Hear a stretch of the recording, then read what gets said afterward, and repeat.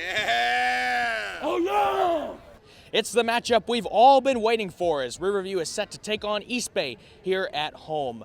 Both teams are 3-0. They're putting up some huge numbers on offense. They're holding their opponents on defense. It is going to be one wild game as we get set here for kickoff.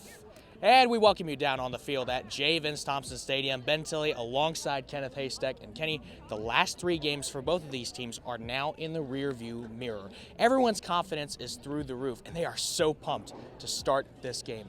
But first, let's talk about last week for the Sharks. It was another blowout win, 49-3. They lost their shutout streak, giving up a field goal, but they were still clicking on all cylinders. Aaron Turner is almost halfway to the team record for most passing touchdowns in a single season, and we're only 3 games in. But does that pursuit change tonight? Kenny, talk us through what's in store.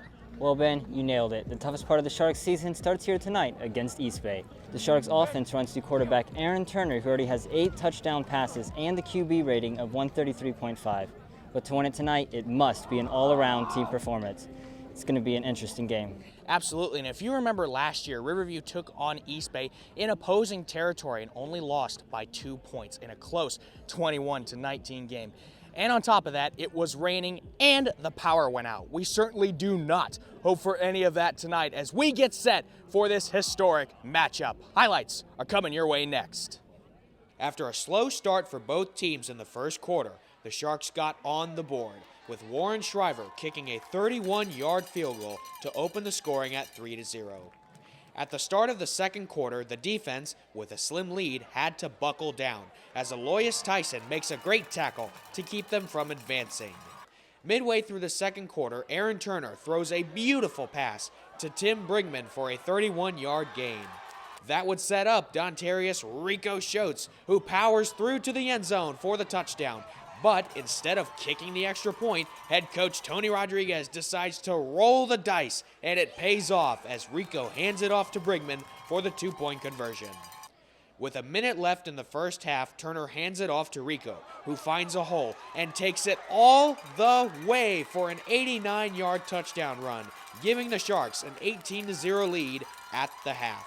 I was so proud of Rico Schultz. He's put quite the resume together, you know what I mean? He is no doubt a Division I running back, you know, and so he keeps putting on film these long runs where he's showing separation of speed. It's just a matter of time before his, phone starts ringing with the offers that he's well deserved. In the second half, East Bay scored 2 touchdowns to narrow the lead down to 6 points. Then with only 8 seconds left in the game, East Bay tried to tie it up with a long ball, but it's picked off by Xavier Rivers, and the Sharks come out on top with another electrifying victory.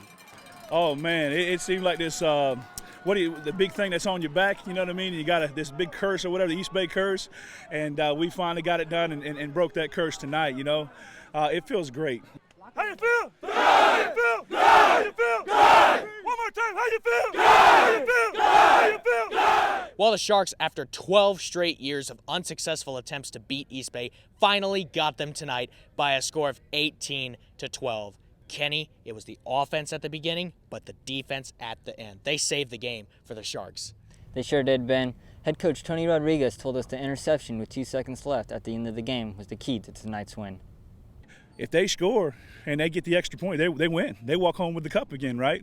And so all of our games this year have been, blowouts for the most part, So, the guys are shoulder pads off at third quarter, so this was our first true test.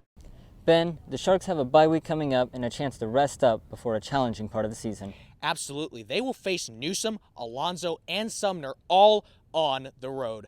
This episode marks our 1-year anniversary of Shark Attack, and we cannot thank you enough for the amount of support that we have gotten. For Shark TV and Shark Attack, that's Kenneth Haystack. I'm Ben Tilley, and we will see you in 2 weeks.